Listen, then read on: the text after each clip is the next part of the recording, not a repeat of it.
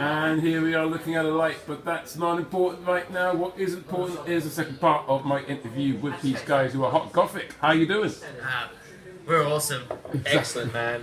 Always awesome. Okay, tell me more about your present. What is going on with your band at the moment?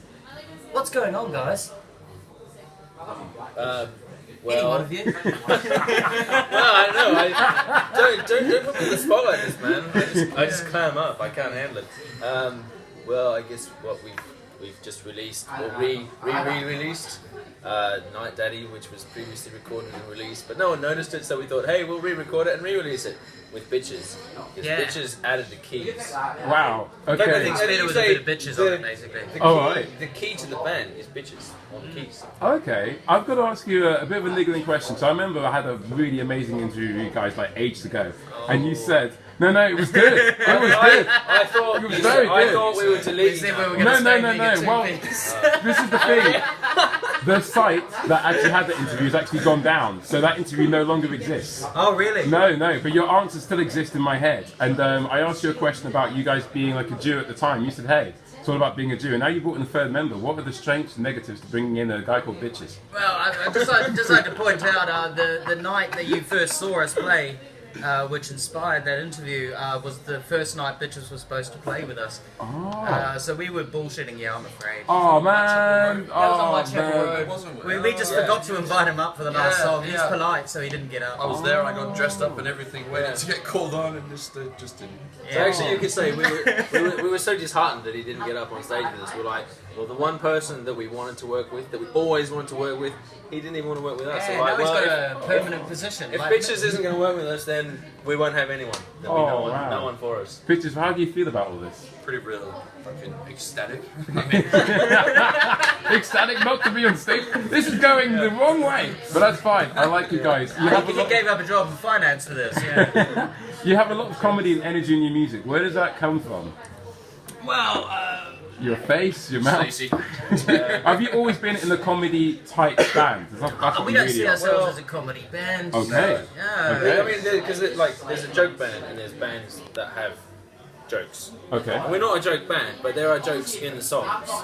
The songs are serious. There's things underpinning them that we want to say, but we try to say them so that people can have a laugh, and a party, and a dance. I don't see how people can take rock and roll too seriously. Yeah. It seems to me to be like some kind of retro thing now. Rock and roll bands, punk, and all that kind of jazz. Yeah. I think anyone that's taking it too seriously is sort of missing the point.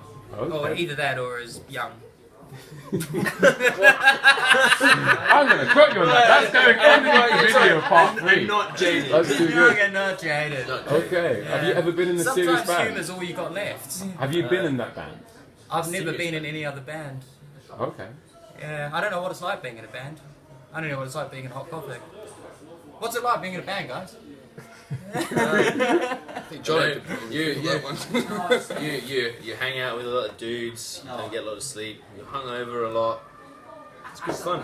Okay. Sounds like we're in a band too, then. Yeah, well, I mean, but we'd probably still do that even if we didn't make music together. This is We're true. just like Beautiful making beautiful music is an excuse to get away with all that stuff. And say, I like hey, that. we're in a band. That's why I'm hungover, babe. Yeah, I have Deal to with say, I love Night Daddy, which is why I wrote about it. But on top of that, for me, is drug problems. Which version of Night Daddy did you like better, the fast or the slow? Because we're trying to set No, I remember the latest one you've done is actually really good. But for me, in my head right now, I'm listening to Drug Problems. If I had a jukebox in my brain, that's the fucking tune. Tell me more about Drug that's a Problems. fun song to play. I wrote that one back in Finland with my friend Lauri, and Lauri wrote the music, and then on a one-take ad-lib, I did the vocal, and I thought it was cool, but it was really shittily recorded. It was one of the first recordings I'd ever done, and so then we were playing it live, Jono and I, and we thought we'd re-record it.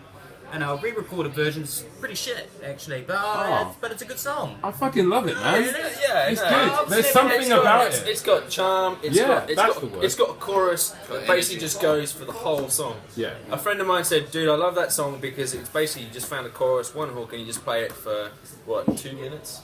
2 minutes 15. 2 minutes 15. It's one of our longer songs. It is. That's It's probably fucking epic. You could almost call it our prog song. It's a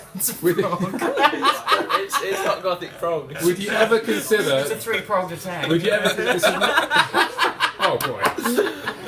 For the last question of this part of the interview, would you ever consider doing like an a cappella of that song? An a cappella? Yeah. I would consider doing anything. The Yeah, price is I mean, right. We give it all a shot. Then. Please do I it. mean, we've been to Amsterdam, so You can tell me to fuck off as well. That's just as good. Oh, you want us to do an a cappella now? Yeah. No fucking way. No. And on that lovely note, we should go back to the light for part 3. I don't know if the patrons of his Witherspoons would appreciate. You never know. You never know.